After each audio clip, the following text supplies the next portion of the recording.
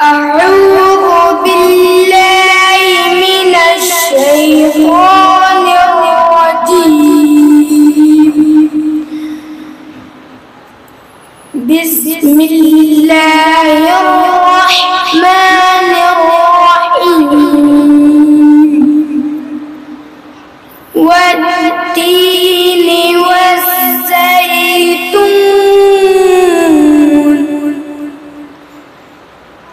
وطور سينين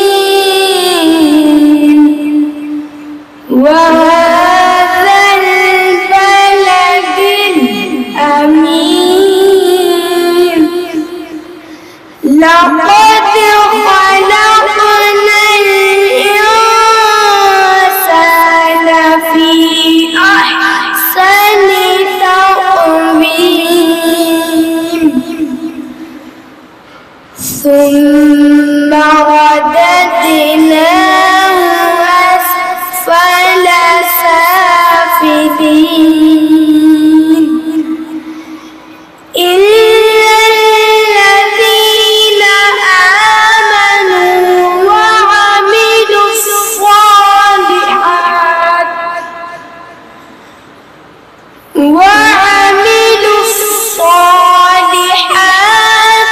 فلهم أجر غير ممنون. فما يكذبك بعد بالدين.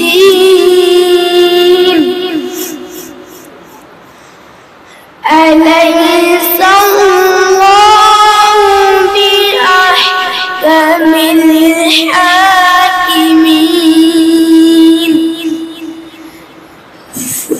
فما يكذبك بعد بالدين. أليس الله بأحكم الحاكمين.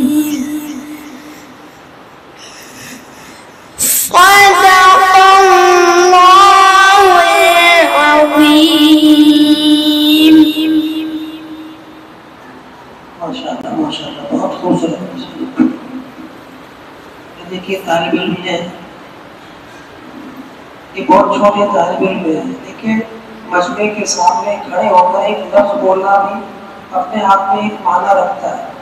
آپ حضرات نے دیکھا ہوگا جب آپ جماعت میں جاتے ہیں نئے نئے آدمی، اس کو صرف اتنا بولنا ہوتا ہے کہ جماعت کے بعد تھوڑی دیر روکے، دین کی بات ہوگی. اس میں بڑے بڑے دکھ جو ہے وہ مار کھا جاتے ہیں.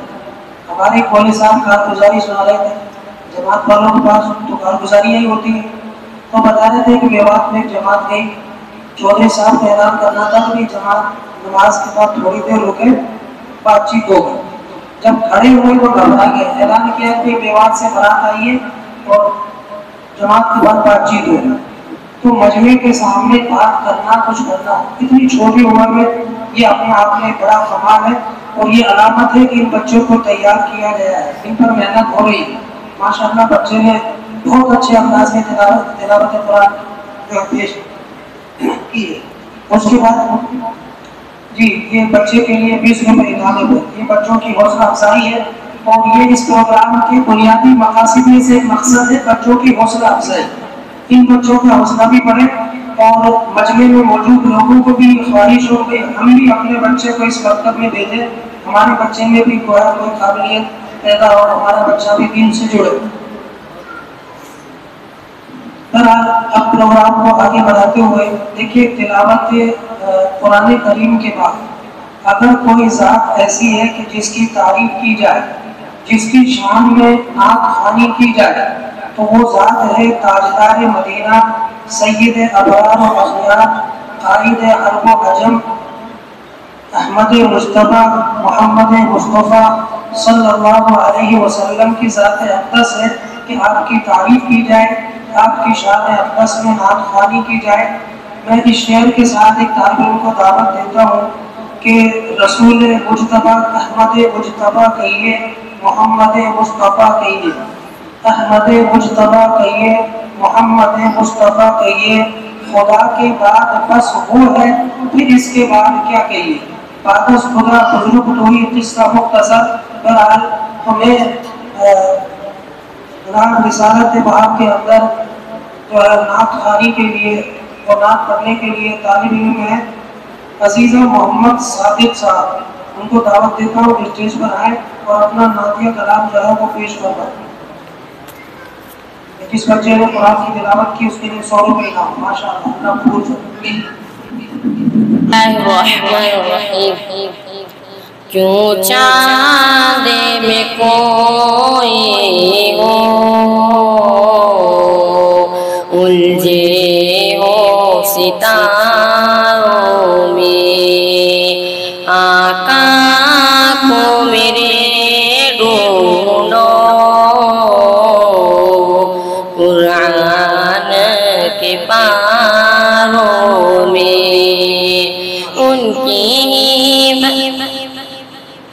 ان کی پسینوں کی خوشبو ہے بہاروں میں. ان کے پسینوں کی خوشبو ہے بہاروں میں.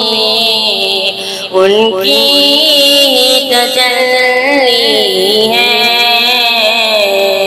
ان کی تجلی ہے ان چاند ستاروں میں. رضوان تیری جنت کا وسط جو ملے دیکھو، کوئی ہے ابھی ناظرے، کوئی ہے ابھی ناظرے طیبہ کے نظاروں میں. کیوں چاند میں کوئی ہو الجھے ہو ستاروں میں، آقا کو میرے ڈھونڈو قرآن کے پاروں میں. تجھ کو بتا دوں کہ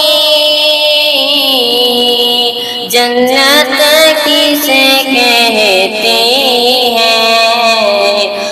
تجھ کو بتا دوں کہ جنت کسے کہتے ہیں. بیٹھے ذرا مل کر، بیٹھے ذرا مل کر طیبہ کے نظاروں میں. طیبہ کے فقیروں کی ٹھوکر میں جمال ہے. طیبہ کے فقیروں کی ٹھوکر میں جمال ہے. تاریخ بتاتی ہے، تاریخ بتاتی ہے یہ راز اشاروں میں. ایک سے کبوتر ہم بن کے رہے ہوتے، ایک سے کبوتر ہم بن کے رہے ہوتے. اس گنبد خضرا، اس گنبد خضرا کے پر کے مینار رومی کیوں چاند میں کوئی ہو الجھے ہوں ستاروں میں. السلام علیکم. الحمدللہ. ماشاءاللہ اس طالب علم نے بہت خوبصورت انداز میں اور بہت ہی بے باکی کے ساتھ دیکھیے یہ الحمدللہ بڑی خوشی ہوئی ہے بچوں نے جس طرح سے تلاوت کلام اللہ پیش کیا ہے، نعت شریف پیش کی ہے، یعنی بہت ہی اچھے اور خوبصورت انداز میں پیش کی ہے. اللہ تبارک و تعالیٰ ان کو مزید ترقیات سے نوازے. اب اس کے بعد پروگرام کو آگے بڑھاتے ہوئے میں تقریر کے لیے دعوت دیتا ہوں. تقریر کے تعلق سے حاضرین ایک چھوٹی سی بات یہ سن ہے، یہ جو بچے نے نعت پڑھی ہے، قرآن شریف پڑھی ہے، اسی طرح تقریر کو کہتے ہیں فن خطابت. تقریر کرنا اپنے آپ میں ایک فن ہے جو مدارس میں مکاتب میں بچوں کو سکھایا جاتا ہے، اور یہ اتنا عظیم و شان فن ہے کہ ہر زمانے میں اس کی عظمت رہی ہے. اگر کسی آدمی کے پاس یہ فن ہو خطابت کا، تقریر کرنے کا، تو ایک اچھا خطیب زمانے کے حالات پر، زمانے کی رفتار پر اپنا گہرا اثر چھوڑ سکتا ہے. دنیا کے اندر خطیبوں نے نئی نئی تاریخیں لکھی ہے اور انقلاب کی بڑی بڑی صوفیوں کو رقم کیا ہے. تو یہ بڑا اہم فن ہے، یعنی تقریر کرنا، بیان کرنا. اس لیے طلباء کو، مدرسے کے بچے کے طالب علموں کو اس فن پر بھی محنت کرائی جاتی ہے، ان کو سکھایا جاتا ہے کہ بیان کیسے کیا جاتا ہے، تقریر کیسے کی جاتی ہے. اور یہ وہ فن ہے، تقریر کرنا، خطابت کرنا، یہ وہ فن ہے جس کو انبیاء، اولیاء، ان تمام حضرات نے اختیار کیا، اور اس فن کے ذریعے سے دعوت و تبلیغ کا، واعظ و ارشاد کا، تزکیہ نفوس کا ایسا فریضہ انجام دیا ہے کہ اللہ کے پیغام کو پہنچانے کا اس کو ذریعہ بنایا. دوسری بات، یہ تقریر ایک ایسا فن ہے جس کو لوگوں نے دنیا کے لیے استعمال کیا ہے. ہمارے جو سیاسی لیڈر ہیں وہ اپنے بھاشن کو، اپنی تقریر کو اپنے فائدے کے لیے استعمال کرتے ہیں اور بہت کچھ اس سے حاصل کرتے ہیں. لیکن ہمارا ان بچوں کو تقریر کروانے کا مقصد ہرگز یہ نہیں ہے. ہمارا صرف اور صرف مقصد یہ ہے کہ بچوں کو فن تقریر سکھایا جائے تاکہ آگے چل کر یہ بچے دین کی خدمت کو انجام دے سکیں اور دین کا پیغام بہتر سے بہتر انداز میں ساری دنیا کے سامنے پیش کریں. تو اسی سلسلے میں تقریر کے لیے طالب علم ہے محمد صاحب، میں ان کو دعوت دیتا ہوں وہ تشریف لائیں اور اپنی تقریر کو پیش فرما کر سامعین سے داد و تحسین حاصل کریں. السلام علیکم ورحمۃ اللہ وبرکاتہ. وعلیکم السلام. نحمده ونصلي على رسوله الكريم أما بعد. قال النبي صلى الله عليه وسلم خيركم من تعلم القرآن وعلمه أو كما قال عليه الصلاة والسلام.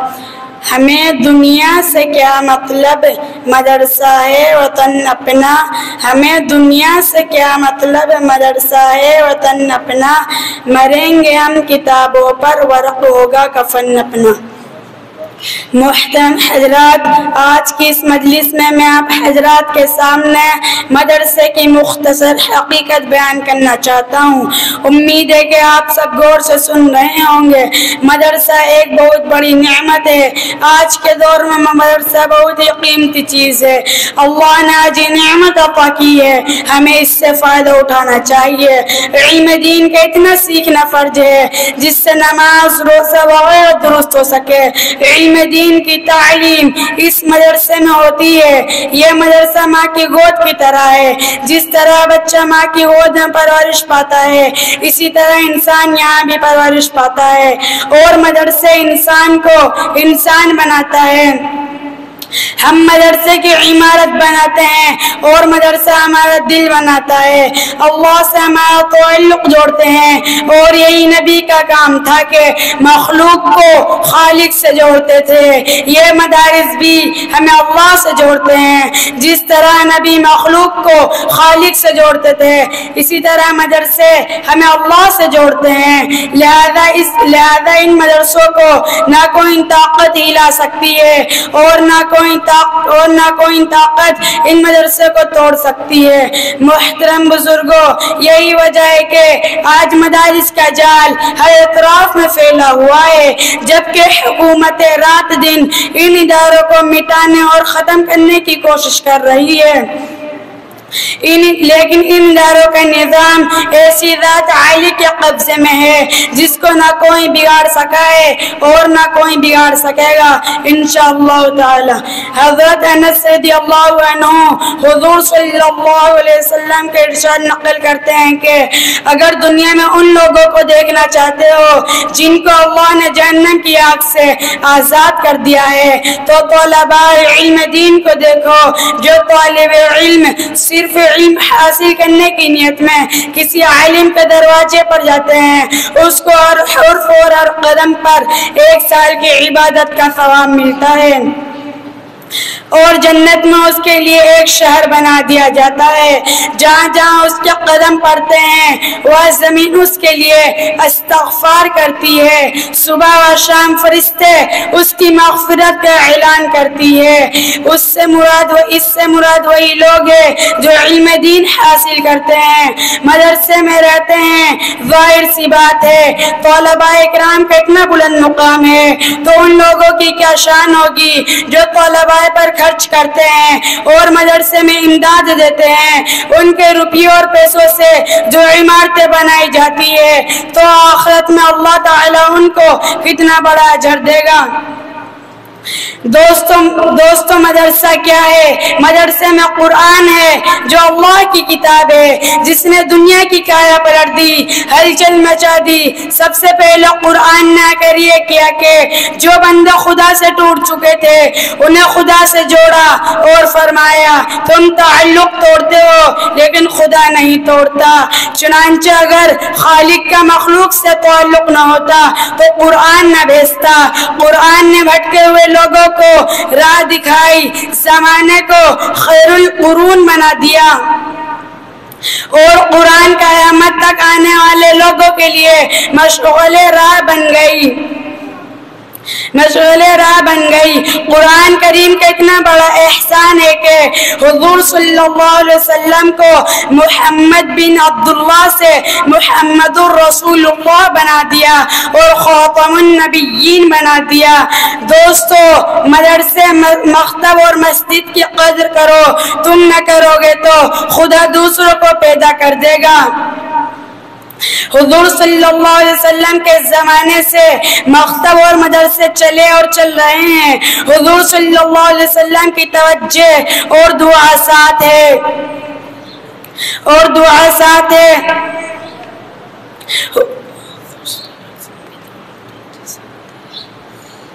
واخر دعوت ماشاءاللہ۔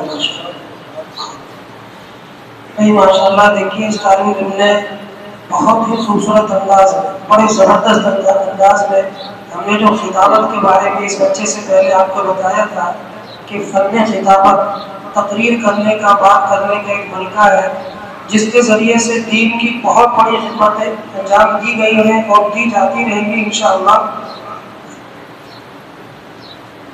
تو اس فن خطابت کی ایک بہت بہترین جھلک اس بچے نے آپ کے سامنے پیش کی ہے۔ یقیناً جب یہ بچہ تقریر کر رہا تھا تو ایسا معلوم ہو رہا تھا کہ کوئی سلجھا ہوا مقرر مجمع کے سامنے خطاب کر رہا ہو۔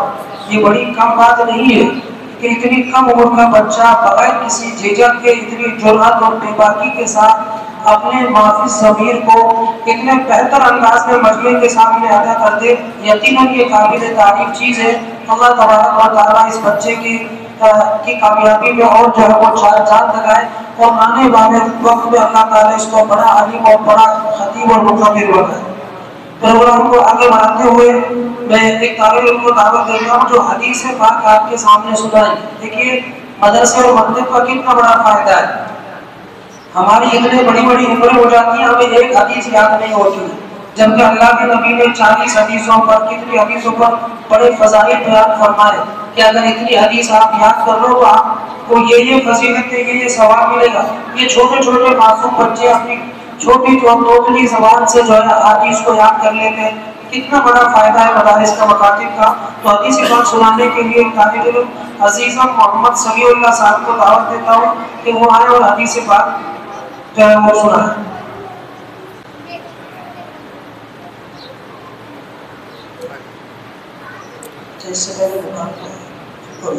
السلام علیکم ورحمۃ اللہ وبرکاتہ. حدیث نمبر 1 العلم نور، ترجمہ علم روشنی ہے. حدیث نمبر 2 الصبر ضیاء، ترجمہ صبر اجالا ہے. حدیث نمبر 3 المسلم اخو المسلم، ترجمہ مسلمان مسلمان کا بھائی ہے. حدیث نمبر 4 الدین النصیحۃ، ترجمہ دین خیر خواہی کا نام ہے. حدیث نمبر 5 الصوم جنۃ، ترجمہ روزہ ڈھال ہے. حدیث نمبر 6 نظفوا افناءکم، ترجمہ اپنا صحن صاف رکھے. حدیث نمبر 7 من صمت نجا، جو ترجمہ جو چپ رہا نجات پائی. حدیث نمبر 8 من ضحک ضحک، ترجمہ جو کسی پر ہنسے گا قیامت کے دن اس پر ہنسا جائے گا. حدیث نمبر 9 المؤمن لا یکذب، ترجمہ مسلمان جھوٹ نہیں بولتا. حدیث نمبر 10 الدین یسر، ترجمہ دین آسان ہے. حدیث نمبر 11 العین حق، ترجمہ نظر لگنا سچ ہے. حدیث نمبر 12 الصراط حق، ترجمہ پل صراط سے گزرنا سچ ہے. حدیث نمبر 13 السوال ذل، ترجمہ مانگنا بری چیز ہے. حدیث نمبر 14 احفظ لسانک، ترجمہ اپنی زبان کی حفاظت کر. حدیث نمبر 15 للجار حق، ترجمہ پڑوسی کا تم پر حق ہے. السلام علیکم ورحمۃ اللہ وبرکاتہ. ماشاءاللہ ماشاءاللہ بہت خوبصورت. دیکھیے بچے نے آپ کے سامنے ماشاءاللہ حدیث پیش کی ہے بڑی اچھی یادداشت کے ساتھ اور ترجمے کے ساتھ حدیث پیش کی ہے. بچے نے اپنے بچوں کی حوصلہ افزائی کرتے رہے، اس کا انشاءاللہ بڑا فائدہ ہوگا. ان بچوں کو بھی حوصلہ ملے گا اور آگے چل کر کے یہ اور زیادہ اپنی جو ہے صلاحیتوں کو کام میں لانے کی کوشش کرے گا. اس کے بعد مکالمے کے لیے دیکھیے مکالمہ کیا ہوتا ہے، میں 2-3 لفظوں کا آپ کو بتا دوں. مکالمہ اردو ادب کی ایک خاص اصطلاح ہے.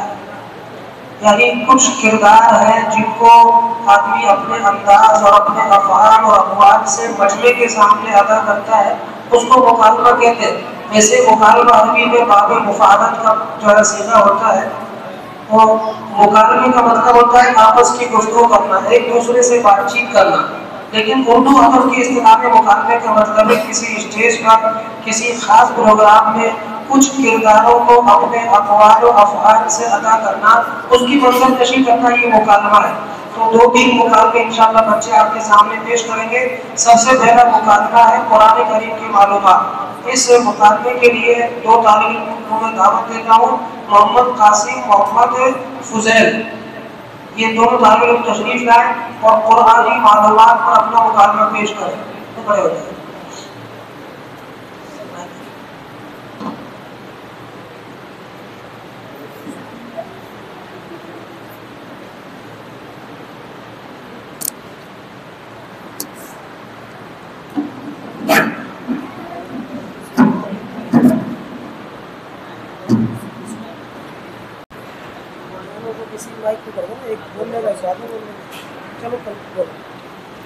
السلام علیکم. جب تم بولو گے تم لے لینا، تم بولو تم لے. السلام علیکم ورحمۃ اللہ وبرکاتہ. وعلیکم السلام ورحمۃ اللہ وبرکاتہ. اسی میں بولتے رہو دونوں. فضیل بھائی یہ بتائیے کہ قرآن شریف میں کتنے پارے ہیں؟ قاسم بھائی قرآن شریف میں 30 پارے ہیں. فضیل بھائی یہ بتائیے کہ قرآن شریف میں کتنے حروف مقطعات ہیں؟ قاسم بھائی قرآن شریف میں 30 حروف مقطعات ہے. فضیل بھائی یہ بتائیے کہ قرآن شریف میں کتنی سورتیں ہیں؟ قاسم بھائی قرآن شریف میں 114 صورتیں ہیں۔ فضیل بھائی یہ بتائیے کہ قرآن شریف میں کتنی منزل ہے؟ قاسم بھائی قرآن شریف میں 7 منزل ہے۔ فضیل بھائی یہ بتائیے کہ قرآن شریف میں کتنے رکوع ہے؟ قاسم بھائی قرآن شریف میں 540 رکوع ہے۔ فضیل بھائی یہ بتائیے کہ قرآن شریف میں کتنے سجدے ہیں؟ قاسم بھائی قرآن شریف میں 14 سجدے ہیں۔ فضیل بھائی یہ بتائیے کہ قرآن شریف میں کتنی آیت ہے؟ قاسم بھائی قرآن شریف میں 6666 آیتیں ہیں۔ فضیل بھائی یہ بتائیے کہ قرآن شریف میں کتنے حروف ہیں؟ قاسم بھائی قرآن شریف میں 3,23,760 حروف ہے۔ فضیل بھائی یہ بتائیے کہ قرآن شریف کتنے سال میں نازل ہوا؟ قاسم بھائی قرآن شریف 22 سال 5 ماہ 14 دن میں نازل ہوا۔ فضیل بھائی یہ بتائیے کہ قرآن شریف کی آیت کس نے شمار کی؟ قاسم بھائی قرآن شریف کی آیت حضرت عائشہ رضی اللہ تعالی عنہا نے شمار کی۔ فضیل بھائی یہ بتائیے کہ قرآن شریف کو ایک قرات پر کس نے جمع فرمایا؟ قاسم بھائی قرآن شریف کو ایک قرات پر حضرت عثمان رضی اللہ تعالی عنہ نے جمع فرمایا۔ فضیل بھائی یہ بتائیے کہ قرآن شریف میں کتنے زبور ہے؟ قاسم بھائی قرآن شریف میں 53,223 زبور ہے۔ فضیل بھائی یہ بتائیے کہ قرآن شریف میں کتنے زیر ہے؟ قاسم بھائی قرآن شریف میں 39,582 زیر ہے۔ فضیل بھائی یہ بتائیے کہ قرآن شریف میں کتنے پیش ہے؟ قاسم بھائی قرآن شریف میں 8,854 پیش ہے۔ فضیل بھائی یہ بتائیے کہ قرآن شریف میں کتنے مد ہے؟ قاسم بھائی قرآن شریف میں 1,771 مد ہے۔ فضیل بھائی یہ بتائیے کہ قرآن شریف میں کتنی تشدید ہے؟ قاسم بھائی قرآن شریف میں 1,274 تشدید ہے۔ فضیل بھائی یہ بتائیے کہ قرآن شریف میں کتنے نقطے ہیں؟ قاسم بھائی قرآن شریف میں 1,05,684 نقطے ہیں۔ فضیل بھائی یہ بتائیے کہ قرآن شریف میں کتنے کلمات ہیں؟ قاسم بھائی قرآن شریف میں 86,423 کلمات ہے۔ فضیل بھائی یہ بتائیے کہ قرآن شریف میں اللہ کتنی بار آیا ہے؟ قاسم بھائی قرآن شریف میں 2,584 بار اللہ آیا ہے۔ فضیل بھائی یہ بتائیے کہ قرآن کی تاکید کتنی بار آئی ہے؟ قاسم بھائی 150 مرتبہ آئی ہے۔ فضیل بھائی یہ بتائیے کہ اہم کاتب وحی کا نام بتا دے۔ قاسم بھائی حضرت امیر معاویہ رضی اللہ تعالی عنہ۔ فضیل بھائی یہ بتائیے کہ پہلا اسلامی مرکز کہاں قائم ہوا؟ قاسم بھائی حضرت ارقم رضی اللہ تعالی عنہ کے گھر پر مکہ شریف میں قائم ہوا۔ فضیل بھائی یہ بتائیے کہ نبوت کے بعد حضور صلی اللہ علیہ وسلم مکہ شریف میں کتنے سال رہے؟ قاسم بھائی 13 سال رہے۔ فضیل بھائی یہ بتائیے کہ نماز کب فرض ہوئی؟ قاسم بھائی نماز 27 رجب سندس نبوی میں فرض ہوئی۔ فضیل بھائی یہ بتائیے کہ حضور صلی اللہ علیہ وسلم نے پہلی نماز کون سی اور کس کے ساتھ پڑھی؟ قاسم بھائی فجر کی نماز حضرت خدیجۃ الکبریٰ رضی اللہ تعالی عنہا کے ساتھ پڑھی۔ فضیل بھائی یہ بتائیے کہ حضور صلی اللہ علیہ وسلم نے سیف اللہ کس کو فرمایا؟ قاسم بھائی حضرت خالد بن ولید رضی اللہ تعالی عنہ کو سیف اللہ فرمایا۔ فضیل بھائی یہ بتائیے کہ حضور صلی اللہ علیہ وسلم مکہ شریف میں پہنچنے سے پہلے کس کی دعوت قبول فرمائی؟ قاسم بھائی حضرت معبد رضی اللہ تعالی عنہ کی دعوت قبول فرمائی۔ السلام علیکم ورحمۃ اللہ وبرکاتہ۔ السلام علیکم ورحمۃ اللہ وبرکاتہ۔ ماشاءاللہ ماشاءاللہ بہت خوبصورت ہے۔ اس کے لیے 10 میں یہ بزرگ نے انعام دیا ہے، اللہ کو قبول فرمائے اور اللہ تعالیٰ کی اگر حفاظت ہو جائے گی تو آئندہ آنے والے فتنوں سے یہ نسل محفوظ ہوگی۔ اگر ہم نے اس نسل پر محنت نہیں کی تو محنت کا مطلب یہ ہے کہ ہر انسان کوشش کرے کہ ایک مسلمان بھی ایسا نہ ہو جس کا بچہ مکتب یا مدرسے میں نہ پہنچے۔ تو بہرحال یہ ایک مشاہدہ آپ نے کیا ماشاءاللہ، جس سے اندازہ ہوا ہوگا۔ دوسرا مکالمہ پیش کرنے کے لیے دوسرا مکالمہ نہیں، اس کے بعد میں ایک بچہ ہے محمد انس نام سے، وہ بچہ آپ کے سامنے تشریف لائے گا اور کھانے پینے کی دعائیں وہ بچہ آ کے سنائے گا۔ محمد انس آ جائے بیٹا۔ نمبر 3، دائیں ہاتھ سے کھانا، بائیں ہاتھ سے ہرگز نہ کھانا۔ نمبر 4، اپنے سامنے سے کھانا۔ نمبر 5، 3 انگلیوں سے کھانا۔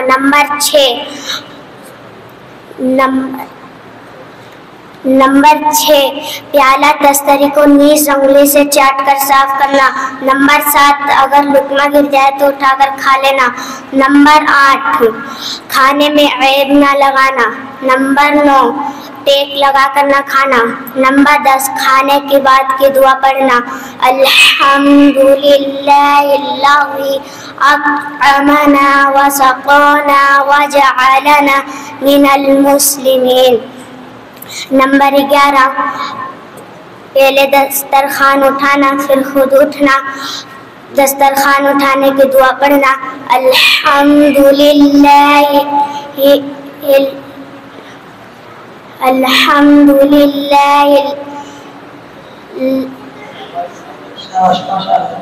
بیٹھ جائے بہت اچھا۔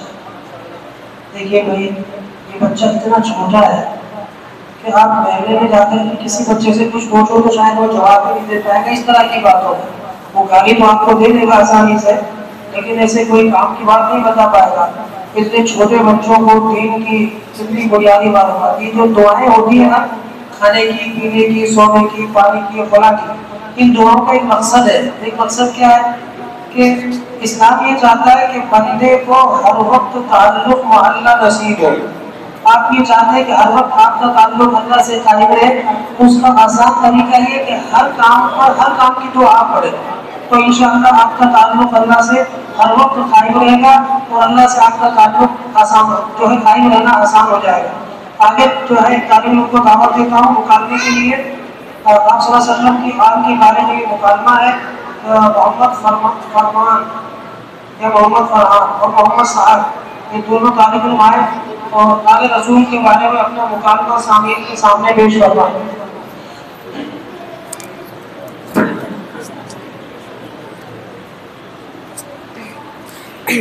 السلام علیکم ورحمۃ اللہ وبرکاتہ۔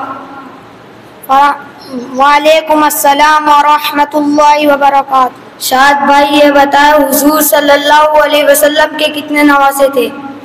فرحان بھائی حضور صلی اللہ علیہ وسلم کے 5 نواسے تھے، حضرت علی، حضرت حسن، حضرت حسین، حضرت محسن، حضرت عبداللہ رضی اللہ عنہ۔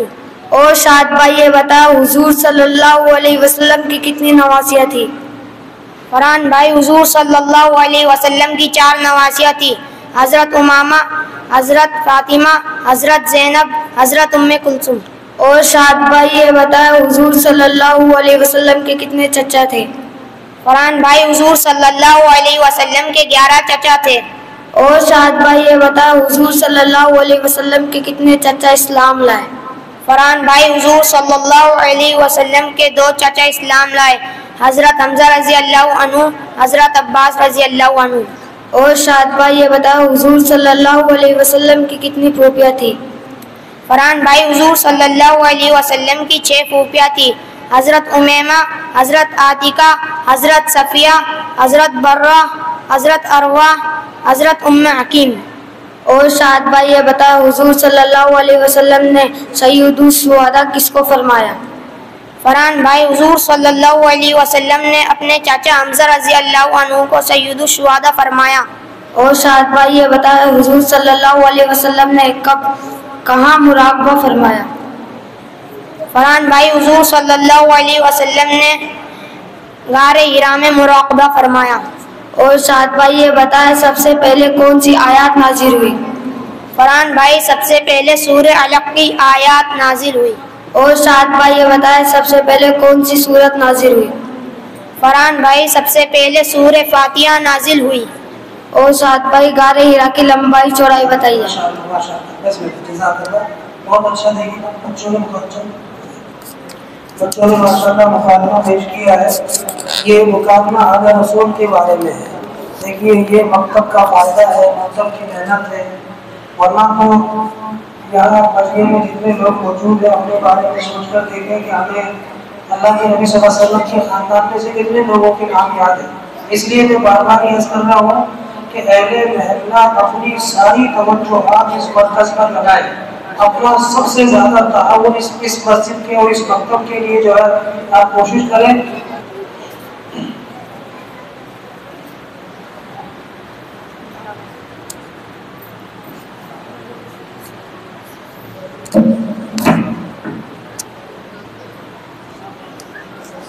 ذیشان بھائی السلام علیکم ورحمۃ اللہ وبرکاتہ. فرمان بھائی وعلیکم السلام ورحمۃ اللہ وبرکاتہ. ذیشان بھائی میں آپ سے دین کے بارے میں کچھ معلومات کرنے آیا ہوں. فرمان بھائی ضرور معلوم کیجیے. آپ کا بڑا ہی احسان ہوگا اگر آپ بتا دیں تو. انشاءاللہ میں آپ کو ضرور بتاؤں گا. ذیشان بھائی یہ بتائے غسل میں کتنے فرض ہیں؟ فرمان بھائی غسل میں 3 فرض ہے. نمبر 1 منہ بھر کر کلی کرنا. نمبر 2 ناک کی نرم ہڈی تک پانی پہنچانا.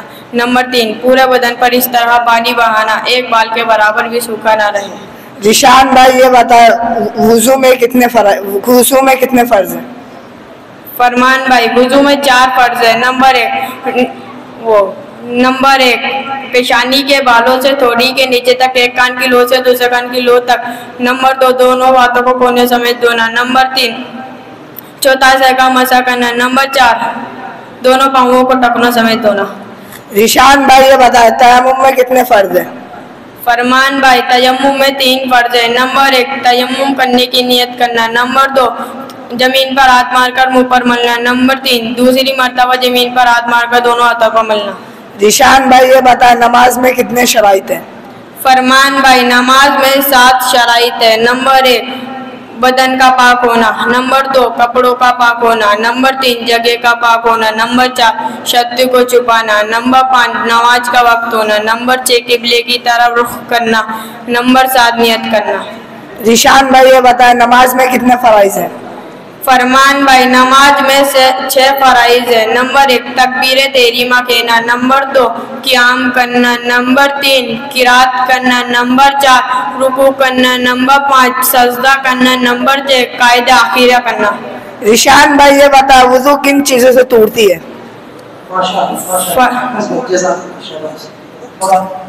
وقت کا بھی مسئلہ ہے اور نماز کا بھی وقت ہو جائے گا.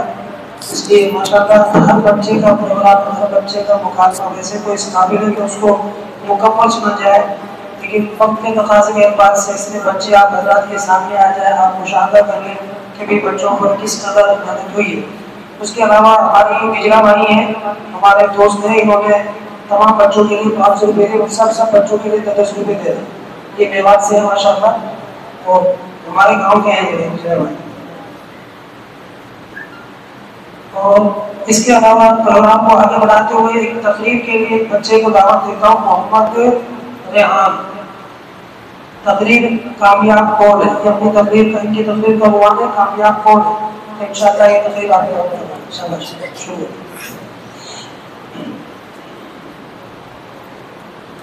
السلام علیکم ورحمۃ اللہ وبرکاتہ. محترم حضرات, دنیا میں کامیابی کے الگ الگ طریقے ہیں. طالب علم کی کامیابی امتحان میں پاس ہو جانا ہے, اور ڈاکٹر کی کامیابی یہ ہے کہ اس کی دکان چلنے لگے, اور وکیل کی کامیابی یہ ہے کہ اس کا وکالت چمک جائے. لیکن آئیے ہم اس معیار پر گفتگو کریں جو تمام شعبہ زندگی سے متعلق ہے, وہ آخرت کی کامیابی ہے. اصل کامیاب تو وہ شخص ہے جسے جہنم سے بچا کر جنت میں داخل کر دیا جائے, چاہے وہ کہیں کا بھی رہنے والا ہو. محترم بزرگوں, روزانہ مؤذن 5 وقت پکارتا ہے, حی علی الصلاۃ, حی علی الفلاح. آؤ نماز کی طرف, آؤ کامیابی کی طرف. جس نے اس پکار پر لبیک کہا اور نماز کے لیے آ گیا وہ کامیاب ہو گیا, اور جو گھر یا دکان میں یا کھیت میں یا دوستوں کے ساتھ رہ گیا وہ ناکام ہو گیا. اذان کی آواز سن کر مسجد میں آنے والا جنتی ہے, اور نماز چھوڑنے والا جہنمی. اللہ تعالی ہم سب کو آخرت کی تیاری کرنے کی توفیق عطا فرمائے. السلام علیکم ورحمۃ اللہ وبرکاتہ. بہت خوبصورت بہترین انداز, خوشی شاباش. اس کے بعد ایک طالب علم ہے محمد ابو بکر, 2 طالب علم ہیں محمد ابو بکر, محمد ذاکر.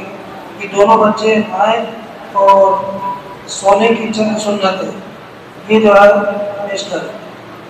محمد ابو بکر محمد ذاکر.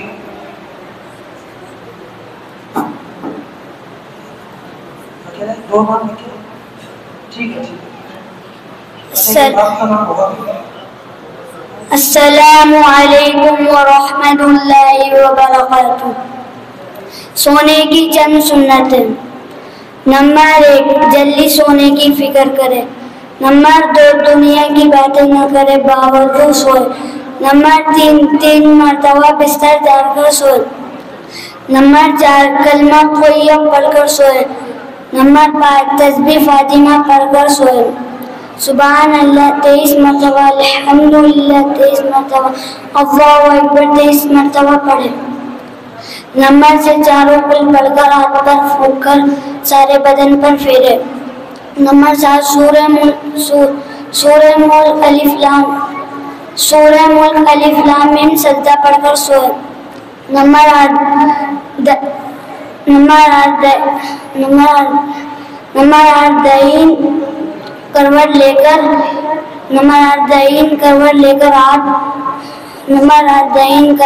کر ہاتھ رکھ سار کے نیچے رکھے. نمبر 9 دعا پڑھ کر سوئے. ٹھیک ہے جزاک اللہ، بہت اچھا. اس کے بعد ایک عالم کو ہے محمد سعد. یہ ان کا موضوع ہے آسمانی کتابیں کتنی. بھائی عزیز اور محمد سعد تشریف لائے بیٹھے اور اپنا پروگرام پیش کریں. دو محمد سعد اور محمد الفیض یہ دونوں بچے اپنا پروگرام پیش کریں.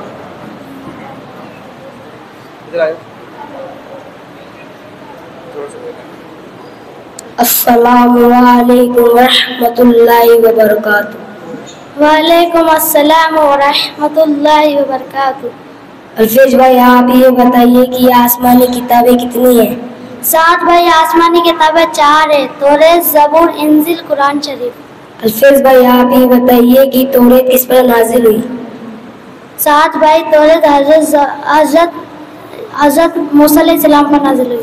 الفیض بھائی آپ یہ بتائیے کہ زبور کس پر نازل ہوئی؟ 7 بھائی زبور حضرت داؤد علیہ السلام پر نازل ہوئی. الفیض بھائی آپ یہ بتائیے کہ انجیل کس پر نازل ہوئی؟ 7 بھائی انجیل حضرت عیسیٰ علیہ السلام پر نازل ہوئی. بھائی جان آپ یہ بتائیے کہ قرآن شریف کس پر نازل ہوئی؟ 7 بھائی قرآن شریف حضرت مصطفیٰ صلی اللہ علیہ وسلم پر نازل ہوئی ہے. بھائی الفیض بھائی آپ یہ بتائیے کہ مقرب فرشتے کتنے ہیں؟ مقرب فرشتے 4 ہیں.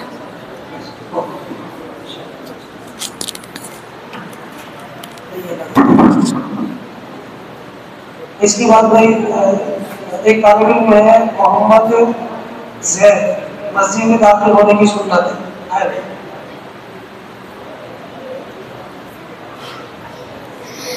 بسم اللہ الرحمن الرحیم. مسجد میں داخل ہونے کی سنت ہے. نمبر 1 بسم اللہ پڑھنا. نمبر 2 درود شریف پڑھنا. نمبر 3 دعا پڑھنا. تینوں کو اس طرح پڑھنا: بسم اللہ والصلاة والسلام علی رسول اللہ.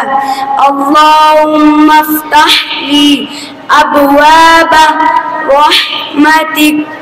نمبر 4 دائنا پیر داخل کرنا.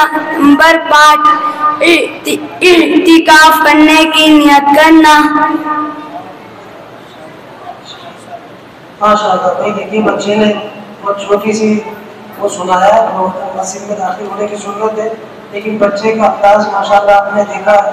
بچے نے الفاظ کی ادائیگی آپ دیکھیں، یعنی اس طرح کی ادائیگی. ابھی یہ بچہ ہے، آگے چل کر اس ادائیگی کے اندر جو کچھ کرنا ہوگا وہ آسانی سے کر سکے گا. لیکن آپ اندازہ لگائیں کہ بچوں کو مشق کس قدر کروائی گئی ہے اور بچوں پر کتنی محنت کی گئی ہے کہ وہ کس طرح الفاظ کی ادائیگی کر رہے ہیں. بس یہ آخری طالب علم ہے جو نعت شریف جو پیش کریں گے، جن کا نام ہے محمد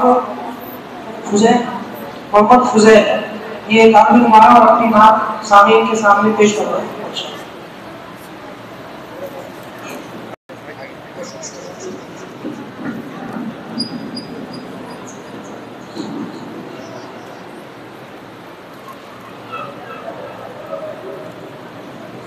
بسم اللہ الرحمن الرحیم. ہم نے آنکھوں سے دیکھا نہیں ہے مگر ہم نے آنکھوں سے دیکھا نہیں ہے مگر ان کی تصویر سینے میں موجود ہے.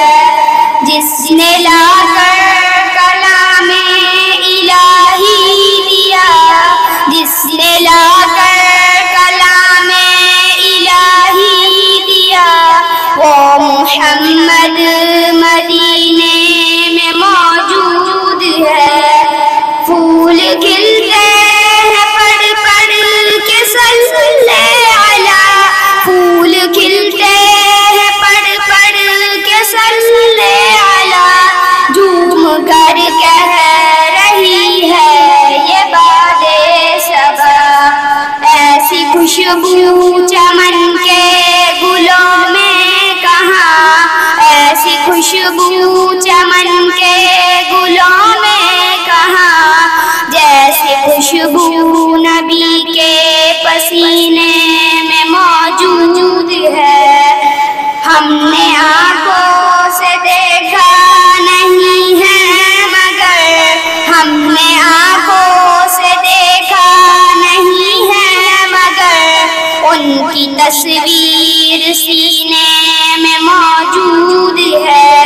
جس نے لا کر کلام الہی دیا جس نے لا کر کلام الہی دیا وہ محمد مدینے میں موجود ہے. ہم نے مانا کہ جنت بہت ہے ہنسی ہم نے مانا کہ جنت بہت ہے ہنسی چھوڑ کر ہم مدینہ نہ جائے کہیں. یوں تو جنت میں سب ہے مدینہ نہیں یوں تو جنت میں سب ہے مدینہ نہیں اور جنت مدینے میں موجود ہے. ہم نے آنکھوں سے دیکھا نہیں ہے مگر ہم نے آنکھوں سے دیکھا نہیں ہے مگر ان کی تصویر سینے میں موجود ہے. جس نے لا کر کلام الہی دیا جس نے لا کر کلام الہی دیا وہ محمد مدینے میں موجود ہے. بہت پیارے انداز میں ماشاء اللہ نعت بات پیش کی ہے اور بچے کی آواز بھی بہت اچھی ہے اور ماشاء اللہ انداز بھی بہت پیارا ہے. اللہ تعالیٰ مزید ترقیات سے اس بچے کو نوازے. اللہ تعالیٰ آنے والے وقت میں اس کو عمل کرنے کی توفیق عطا فرمائے. دیکھیے آپ حضرات توجہ فرمائیں. یہ تو اب تک بچوں کا پروگرام چل رہا تھا. بچوں کا پروگرام الحمدللہ مکمل ہو گیا. آپ نے بچوں کے پروگرام کو بغور سماعت کیا اس کے لیے ہم آپ کا شکریہ ادا کرتے اور بچوں نے بھی ماشاءاللہ اپنے مافی ضمیر کو بہتر انداز میں سامعین کے سامنے پیش کرنے کی کوشش کی ہے. ویسے تو پروگرام کے شروع میں میرے دل میں یہ ارادہ تھا یہ خیال تھا کہ میں مجلس کا آغاز بھی قاری ارشد صاحب کی تلاوت سے کرواؤں اور مجلس کے لیے نعت پاک بھی قاری ارشد صاحب سے پیش کرواؤں لیکن بچوں کی وجہ سے وہ نہیں کرا سکے. لیکن ہماری یہ دلی خواہش ہے تمنا ہے کہ حضرت قاری ارشد صاحب جو ہمارے آج کے متحد بھی ہیں وہ تشریف لائیں. تھوڑی دیر بعد جو ہے وہ تھوڑا سا تلاوت کلام اللہ بھی پیش فرما دیں تھوڑی سی نعت پاک بھی پیش فرما دیں اور مزید اپنی ناصحانہ کلمات سے سامعین کو محسوس کرنا. تشریف لائیں قاری ارشد صاحب.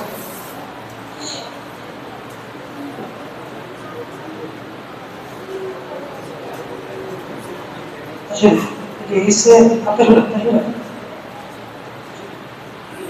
تو اس مکتب میں 4 بچے ہیں جنہوں نے یہیں سے شروع کیا ہے. دیکھیے یہ مکتب کی اور پڑھانے والے استاد کی بڑی محنت ہے اور انہوں نے ایک طرح سے بڑی کامیابی حاصل کی ہے، کارکردگی حاصل کی ہے. یہ بچوں کو آگے بڑھانا ہے. یعنی بچہ جو نورانی قاعدے پڑھنے آیا، ناظرہ پڑھنے آیا، اس کو محنت کی، اس کو تیار کیا، اس قابل بنایا تو انہوں نے قرآن کو حفظ کرنا شروع کر دیا.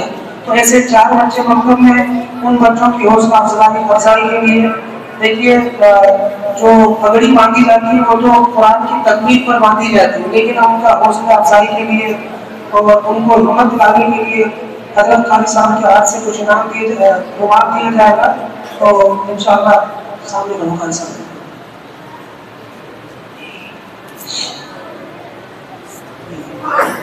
یہ ان بچوں کے لیے قرآن شریف کی ٹوپی اور قربان ہے.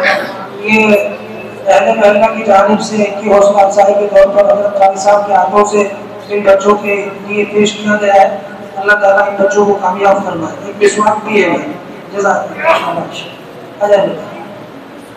دیکھیے بھائی یہ کتنا چھوٹا بچہ ہے، اس نے حفظ شروع کر دیا اور بہت کم عمر کے اندر انشاءاللہ یہ قرآن کریم کو مکمل حفظ کر لے گا اور کم عمر میں انشاءاللہ پکا حافظ بنے گا انشاءاللہ. یہ چوتھا بچہ ہے بھی حفظ شروع کرنے والا اور ان کے لیے بھی انعام ہے قرآن شریف، رومال، ٹوپی، مسواک، عطر وغیرہ یہ سب جو ہے مدرسے کی طرف سے یا محلے کی طرف سے کیا گیا ہے. اللہ تعالیٰ پہ قبول فرمائے دینے والوں کو بھی اور اللہ ان بچوں کو مزید حوصلہ عطا فرمائے. اب میں انعام سب بچوں کے لیے ہے لیکن میرے خیال سے انعام سب سے آخر میں تقسیم کی جائے تو کیسا ہے؟ انعام سب سے آخر میں تقسیم کی جائے.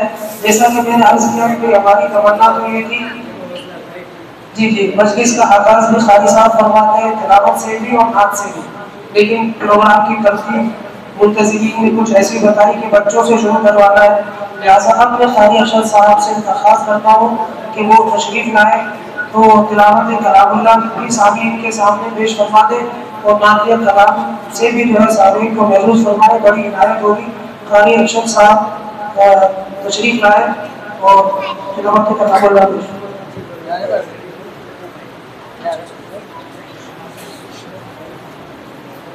اس کو نیچے کر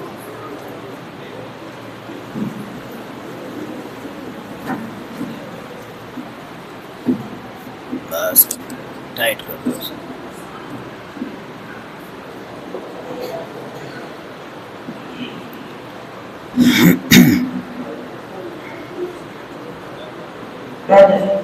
بچے بیٹھ جائیں آرام سے بیٹھیں. خالد صاحب کی توجہ کے ساتھ سنیں.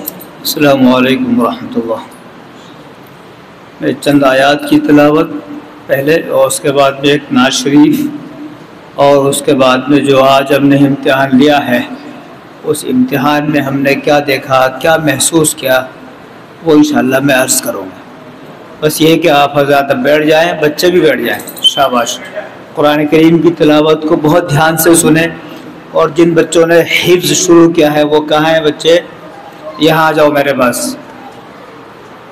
وہ بچے یہاں آ جائیں میرے پاس. شاباش. وہ 4 بچے یہاں بیٹھے ہیں. ان کی خصوصیت ہے اور آپ لوگ دھیان سے سنیں اور ایسا پڑھنے کی کوشش کریں. یہاں بیٹھ جاؤ. بس بیٹھ جاؤ. شاباش. بیٹھ جاؤ. یہاں میرے پاس بیٹھو. بہت بڑھیا.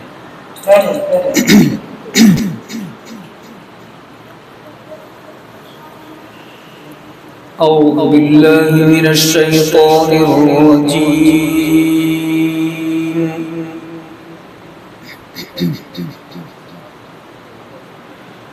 بسم اللہ الرحمن الرحیم.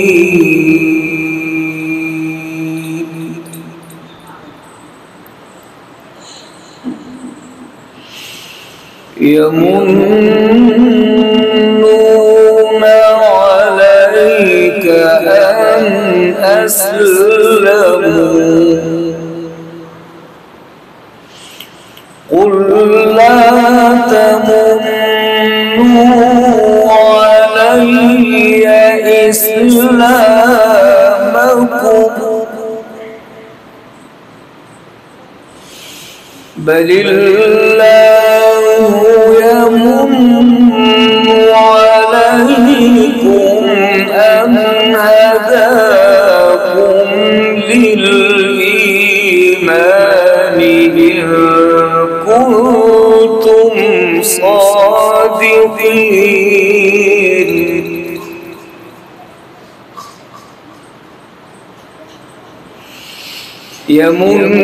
يمنون عليك أن أسلموا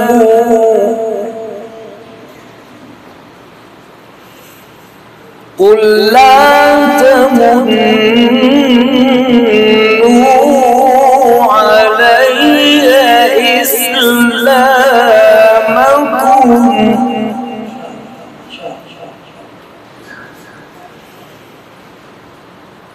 بل الله يمن عليكم أن هداكم للإيمان إن كنتم صادقين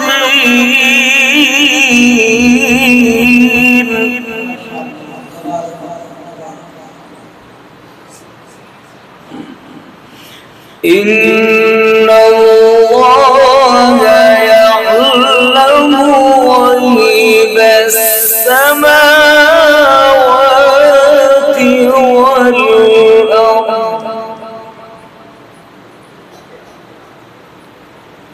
والله بصير بما تعملون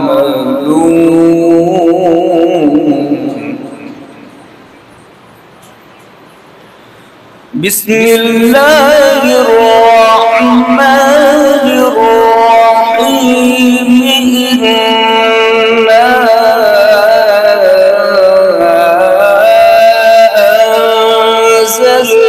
أنزلناه في ليلة القدر وما أدراك ما ليلة القدر ليلة القدر خير من 1000 شهر تنزل الملائكة والروح فيها بإذن ربهم من كل أمر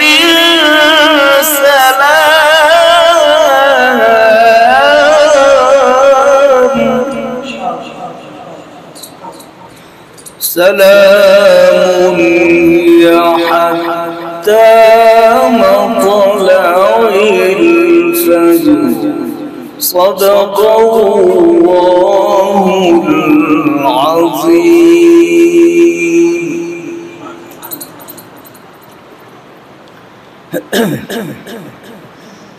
مختصر سی ایک نعت شریف پیش کر دوں اور میرے کچھ بھائیوں نے ایک نعت شریف کی فرمائش بھی کی ہے.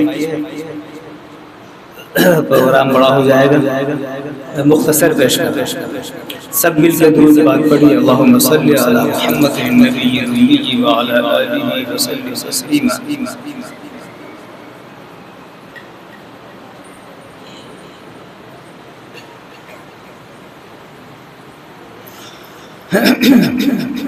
دیکھیے نعت شریف اللہ کے نبی صلی اللہ علیہ وسلم کی شان میں کہے ہوئے الفاظ کو نعت شریف کہتے ہیں. تو آپ کی سیرت کو خوش ہو کے سنا جائے اور سن کر اس کا احساس کیا جائے کہ سیرت کیا چیز ہے. دیکھیے پھیلی جو عطر دان سے خوشبو نہیں گئی, خوشبو نہیں گئی. پھیلی جو عطر دان سے خوشبو نہیں گئی, خوشبو نہیں گئی. پھیلی جو عطر دان سے خوشبو نہیں گئی, آقا کی اس جہان سے خوشبو نہیں گئی. سب مل کے کہیے سبحان اللہ. آقا کی اس جہان سے خوشبو نہیں گئی. اور ایک بہت بہترین شعر اللہ کے نبی صلی اللہ علیہ وسلم معراج پر تشریف لے گئے. معلوم ہے نا واقعہ بہت طویل ہے, انشاءاللہ مفتی صاحب کسی موقع پہ بیان کریں گے. میں ایک تاریخ بیان کر رہا ہوں. معراج کے سفر کو زمانے گزر گئے, زمانے گزر گئے. معراج کے سفر کو زمانے گزر گئے, زمانے گزر گئے. معراج کے سفر کو زمانے گزر گئے. اب تک بھی آسمان سے خوشبو نہیں گئی, اب تک بھی آسمان سے خوشبو نہیں گئی. آخری شعر جو اس نعت پاک کے شاعر ہیں ان کا اپنا یہ قصہ ہے کہ اللہ کے نبی صلی اللہ علیہ وسلم ان کے خواب میں تشریف لائے. بہت بڑی سعادت ہے. ہم گناہگار ہونے کے باوجود ہم یہ دعا کریں اللہ پاک سے, اللہ اپنے محبوب کی زیارت ہمیں خواب میں نصیب فرمائے. تو کیا ہوا وہ سنیے. ایک رات آپ خواب میں تشریف لائے تھے, تشریف لائے تھے. ایک رات آپ خواب میں تشریف لائے تھے, تشریف لائے تھے. ایک رات آپ خواب میں تشریف لائے تھے. پھر عمر بھر مکان سے خوشبو نہیں گئی, خوشبو نہیں گئی. پھیلی جو عطر دان سے خوشبو نہیں گئی. آقا کی اس جہان سے خوشبو نہیں گئی صلی اللہ علیہ وسلم. میرا پروگرام ختم. آخری چند باتیں میں کہہ دیتا ہوں. میں خود ایک طالب علم ہوں, کم علم آدمی ہوں. ان حضرات کی محبت پر میں حاضر ہوا اور الحمدللہ یہ گناہگار بہت سارے مدرسوں کے سفر کرتا ہے, کر چکا ہے, اور بہت سارے مدرسوں کے اور مکتب کے نظارے ہمارے ذہن میں ہے, آنکھوں میں ہیں. اور یہ اللہ تعالیٰ کا کرم ہے کہ مکتب اور مدرسوں میں جو کچھ سکھایا جاتا ہے وہ آپ یہ نہ سمجھیں کہ صرف امامت اور مدرسے کی باتیں وہاں سکھائی جاتی ہیں. مدرسہ اصل میں پڑھنے کی جگہ کو کہتے ہیں. مدرسہ اس کا ترجمہ کیا ہے؟ وہ جگہ جہاں پر درس دیا جاتا ہے, سبق پڑھایا جاتا ہے. یہ طلبہ آپ کی نگاہ میں بہت چھوٹے اور مختصر ضرور ہیں, لیکن میں آپ کو عرض کروں اللہ نے ان بچوں کو ایسا ذہن عطا فرمایا ہے, اگر آپ نے ان کی اچھی تربیت کی ہے یہ زندگی بھر آپ کی خدمت بھی کریں گے, زندگی بھر یہ دین کی دعوت بھی دیں گے, زندگی بھر یہ آپ کو جینے کا سلیقہ بھی سکھائیں گے. مجھے میرے استاد حضرت مفتی مہربان علی شاہ بڑوتی رحمۃ اللہ علیہ کا سنایا ہوا ایک واقعہ یاد آیا, میں وہ عرض کر رہا ہوں. بادشاہ وقت اورنگزیب عالمگیر رحمۃ اللہ علیہ کے زمانے میں دہلی جامع مسجد میں ایک مدرسہ چلتا تھا, مکتب چلتا تھا. اتفاقی بات ہے ان بچوں کے رہنے سہنے میں, بولنے چالنے میں کوئی بات ایسی ہوئی ہوگی جو اس وقت کے وزیر کو ناپسند. وہ کہتے تھے کیوں آپ نے ان بچوں کو یہاں جمع کر رکھا ہے, کیا ملتا ہے, ان کو بھیجو اپنے گھر جائیں. حضرت فرماتے تھے کہ یہ بچے تعلیم حاصل کر رہے ہیں, ان کو تعلیم حاصل کرنے دو. تو کئی بار اس کا تذکرہ کر چکے جی کیوں آپ نے ان کو یہاں بٹھا رکھا ہے, ان کو گھر بھیجو. ایک موقع پر ایک بچے نے وہاں کوئی کپڑوں وغیرہ دھوئے حوض پر، اور وہ وہاں سے اپنے کمرے کی طرف جا رہا تھا۔ حضرت عالمگیر رحمۃ اللہ علیہ وہاں تشریف فرما تھے، وہ وزیر بھی وہاں بیٹھا ہوا تھا۔ اس نے پھر موقع پا کر کہا کہ حضرت یہ بچے یہاں کیوں خواہ آپ نے ان کو روک رکھا ہے، ان کو گھر جانے دو۔ آپ نے اس بچے کو آواز دی کہ بیٹا ادھر آؤ۔ وہ آیا، حضرت نے فرمایا بچے یہ آپ کے بڑے ہیں، بزرگ ہیں، یہ آپ سے کچھ کہنا چاہتے ہیں، مقصد یہ تھا کہ آپ ان کو کچھ نصیحت کر دیجئے۔ لیکن ان کے ذہن میں تو کچھ اور ہی تھا، تو انہوں نے بجائے سمجھانے اور نصیحت کرنے کے ایک سوال کر لیا، بیہودہ سوال۔ اور سوال یہ کیا کہ بچے بتاؤ اس حوض میں کتنے کٹورے پانی ہیں، اس حوض میں کتنے کٹورے پانی ہیں۔ میں آپ کو جو سمجھانا چاہ رہا ہوں اسے سمجھیے گا، اور سمجھانا یہ چاہتا ہوں کہ اللہ تعالیٰ ان بچوں کے ذہن میں جو فراست اللہ عطا فرماتے ہیں وہ بہت دور اندیشی کی بات ہوتی ہے۔ تو اس نے تو تعصب میں غضبناک ہو کر اور ایک طرح سے دشمنی میں یہ سوال کرا تھا کہ یہ بچہ کہاں جواب دے پائے گا کتنے کٹورے پانی۔ لیکن اللہ نے ایسی اصلاح فرمائی اس گندے ذہن کی کہ آج تک ہمارے لیے تاریخ بن گئی۔ وہ طالب علم کہنے لگے حضور عالمگیر رحمۃ اللہ علیہ کہ آپ سے میں معافی چاہتا ہوں کہ یہ سوال جو وزیر صاحب نے کیا ہے وہ ادھورا سوال ہے، جو سوال انہوں نے کیا ہے وہ ایک ادھورا سوال ہے، میں اس سوال کو مکمل کر دیتا ہوں اور پھر میں واپس اس سوال کو مکمل کر کے میں جواب بھی دیتا ہوں اور ان سے سوال بھی کرتا ہوں۔ تو بات عجیب دلچسپ بات ہو گئی۔ فرمایا کہ ہاں بالکل آپ کو اجازت ہے۔ کہنے لگے حضرت انہوں نے سوال تو کر دیا کہ اس حوض میں کتنے کٹورے پانی ہے، لیکن انہوں نے مجھے وہ کٹورا نہیں دکھایا جس سے میں ناپ سکوں۔ اگر وہ کٹورا اتنا ہی بڑا ہے جتنا بڑا حوض ہے تو 1 کٹورے پانی ہے، اگر وہ کٹورا اس کا آدھا ہے تو 2 کٹورے پانی ہے، اور اس کا آدھا ہے تو 4 کٹورے پانی ہے۔ حضرت یہ تو کوئی بڑا سوال نہیں ہے، میں نے سمجھا کہ وہ کوئی بہت بڑی بات پوچھیں گے۔ اللہ اکبر۔ حضرت نے فرمایا بچے آپ جاؤ، میرا کام ہو گیا۔ کام تھا اس کو سمجھانا۔ آج جو ہمارے ہندوستان میں لہر جو چل رہی ہے نا، مدرسوں کی چھان بین کرنے میں ان کو بند کروانے کی کوششیں ہو رہی ہیں، صحیح بات بتلاؤں اگر یہ بھارت زندہ ہے تو ان مدرسوں کی برکت ہے۔ دارالعلوم دیوبند کیوں قائم ہوا؟ ہندوستان کو آزاد کرانے کے لیے قائم ہوا تھا، اور اکابرین دیوبند کی کیا خدمات ہیں یہ تو بڑا لمبا تفصیلی واقعہ ہے، یہ حضرات مجھ سے زیادہ بہتر سمجھتے ہیں، کسی موقع پہ یہ سمجھا دیں گے آپ۔ میں تو اتنی سی بات کہہ کر اپنی بات ختم کرتا ہوں۔ ہمارے سامنے یہ چھوٹے چھوٹے بچے ہیں نا، ان بچوں کے لیے میں ایک شعر کہتا ہوں جو میرے والد صاحب نے میرے بچپنے میں مجھے سکھایا تھا۔ جی بالکل، ہم چھوٹے چھوٹے سے سمجھتے نہیں تھے بات کیا ہے۔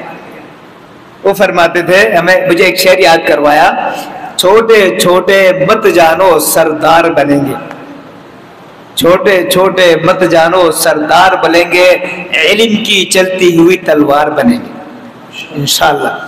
یہ معصوم بچے ہمارے مستقبل کے لیے ہمارے پاس امانت ہے، ہم ان کو تیار کریں، پڑھائیں، آگے چل کے یہ دین کی خدمت کریں، دنیا کی خدمت کریں، انسانیت ان کے اندر پیدا ہو۔ واقعات تو بہت سارے ذہن میں آ رہے ہیں لیکن وقت ساتھ نہیں دے رہا، اتنی سی بات عرض کروں۔ میں نے آج جو اس مدرسے میں امتحان لیا ہے، ان بچوں کے الفاظ جو منہ سے ادا ہو رہے ہیں نا، میں آپ کو صحیح بتاؤں اس میں بہت دماغ خرچ کرنا پڑتا ہے، تب جا کے کسی بچے سے شین ادا ہوتا ہے، بڑی محنت کرنی پڑتی ہے تب کسی بچے سے قاف نکلتا ہے، بڑی محنت کرنی پڑتی ہے تب کسی بچے کی زبان سے ہا نکلتا ہے۔ اور اگر آپ کو میری بات پہ یقین نہیں آ رہا ہو، آپ میرے سامنے آ جائیے، مجھے پڑھ کے دکھائیے، کہیں قاف نہیں نکلا، کہیں صاد ادا نہیں ہوا، کہیں ضاد ادا نہیں ہوا، کہیں خا ادا نہیں ہوا۔ بہت سے بھائی بسم اللہ الرحمن الرحیم کو کیسے پڑھتے ہیں؟ بسم اللہ الرحمن الرحیم۔ کیسی غضبناک بات ہے، ہا تو ان سے ادا ہوئی نہیں، ہا نکالنے کے چکر میں خا نکل گئی۔ یہ بہت بڑا کمال ہے۔ میں آپ کو بتاؤں، ایک استاد بادشاہ تو نہیں ہوتا لیکن وہ استاد کئی بادشاہ بنا کے آپ کو دے سکتا ہے۔ قدر کیجئے بہترین الحمدللہ استاد آپ کو ملے ہیں. میری تو یہاں پہلی حاضری ہوئی ہے، پہلی بار میں نے مکتب دیکھا ہے. ایسا لگ رہا ہے کہ یہ مکتب کئی سالوں سے چل رہا ہے، اتنی محنت مجھے یہاں نظر آئی. اللہ تعالیٰ اس مکتب کو دن دنیا رات چوگنی ترقی عطا فرمائے. استاد محترم کو اللہ جزاک عطا فرمائے. جو اراکین مدرسہ ہیں ان کو اللہ پاک خوب جزاک عطا فرمائے. جو محلے والے ہیں ان کو بھی اللہ خوب جزاک عطا فرمائے. وہ خوش نصیب ہیں، ان کو ایسے مدرسین اور ایسے اراکین ملے جو آپ کے لیے اتنی محنت کر رہے ہیں. آپ سے میری درخواست ہے کہ دیکھو یہ 3 پہیے کی گاڑی ہے، 1 پہیہ خود استاد محترم ہے، 1 پہیہ جناب اراکین مدرسہ ہے اور 1 پہیہ جناب محلے والے ہیں. 3 پہیے کی گاڑی جب چلتی ہے جب تینوں پہیے سلامت ہوتے ہیں. اگر 3 پہیے کی گاڑی میں 1 پہیہ پنچر ہو گیا تو میرے بھائی وہ گاڑی نہیں چل پائے گی. اللہ تعالیٰ سب کو سلامت رکھے، ترقیات سے نوازے. اللہ ہمارے یہاں جمع ہونے کو قبول فرمائے. وآخر دعوانا الحمدللہ رب العالمین. السلام علیکم.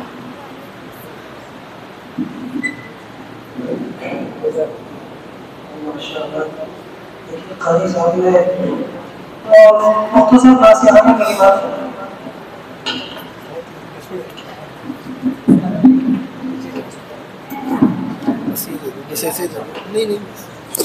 بسم اللہ الرحمن الرحیم. بھائیو زیادہ وقت تو ہے نہیں،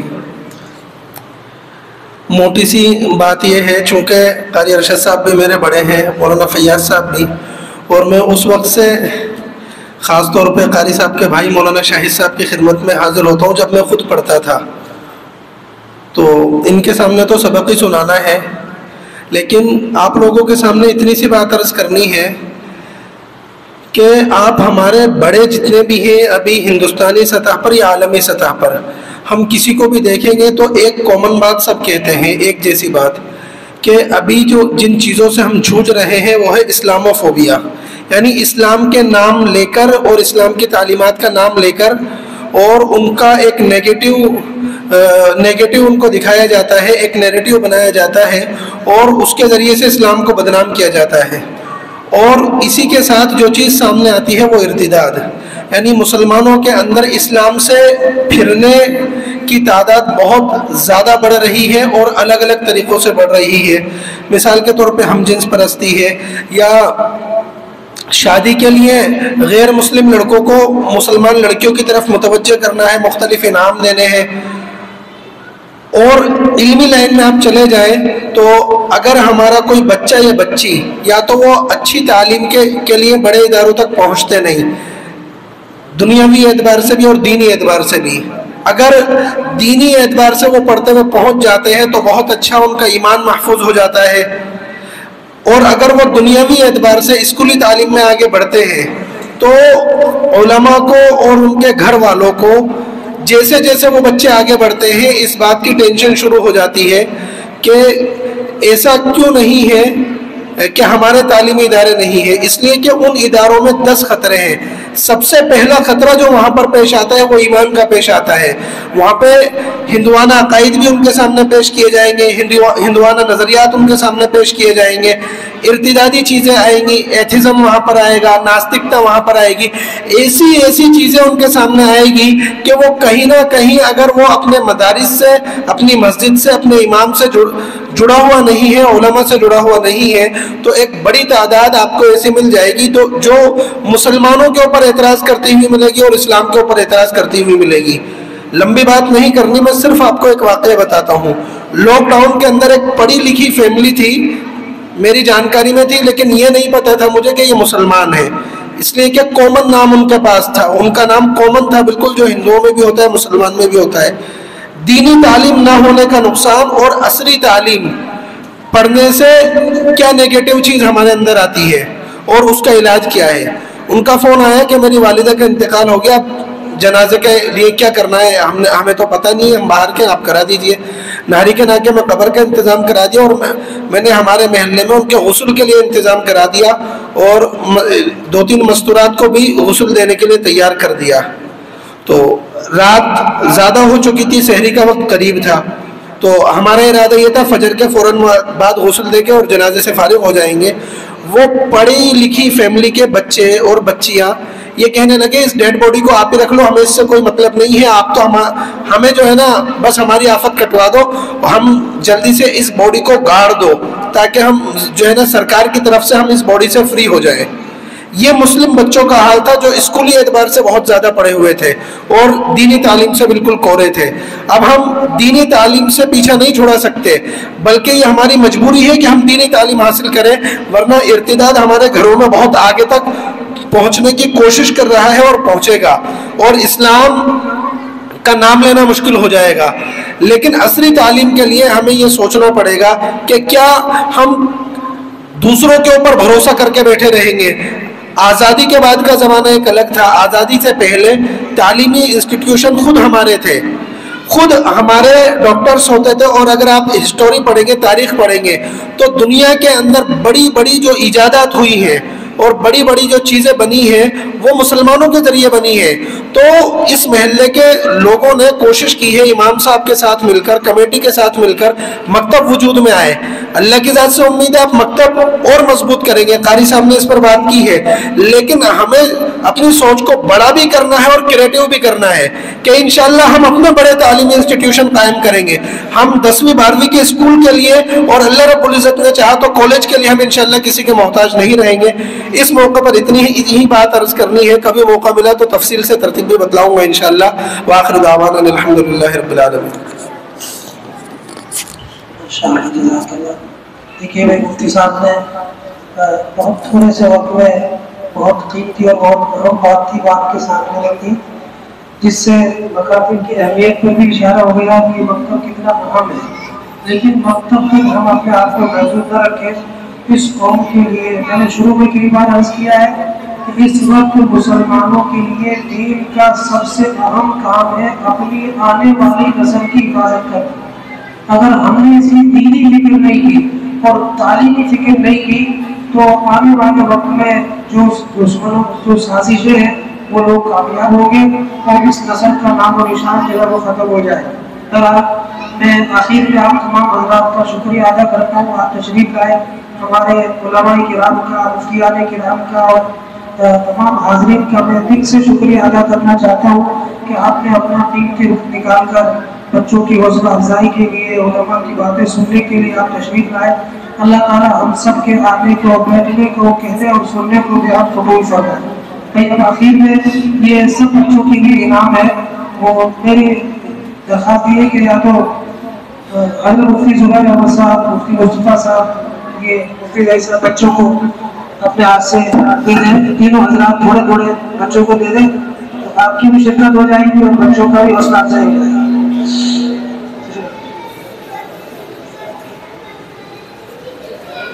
کیا کہتے ہیں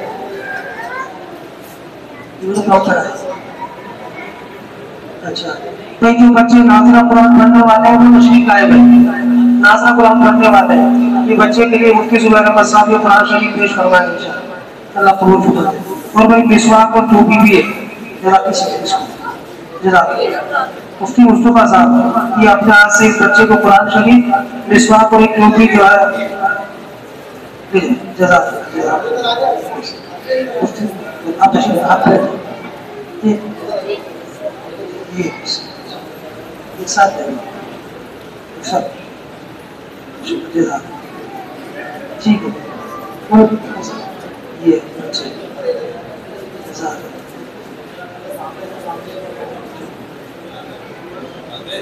کیا چیز ہے. اچھا اس کی رکھی ہوئی دینے کا, چلو دینے کے بعد یہ اب سب بچے جو ہے جن بچوں کو نہیں ملے ایک ایک کر کے لیتے جائیں. بھائی 2 منٹ اور بیٹا مختصر سی دعا ہوگی, بہت مختصر سی انشاءاللہ. لیجیے بیٹا ڈبل مت دینا بیٹا نا, سب کو ملے گا, سب کو تسلی سے, سب کی نہیں جتنی تعلیم اتنے ہی انعام ہے انشاءاللہ. نہ بیٹا اس پر آپ یہ کس کی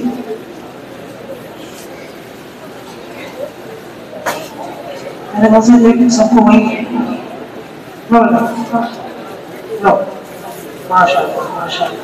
تو ایک ایک ہی لینا, سب ایک ایک ہی لینا ہے نا, نمک کم بھی نہیں ہے. نکال ہونے سے سنا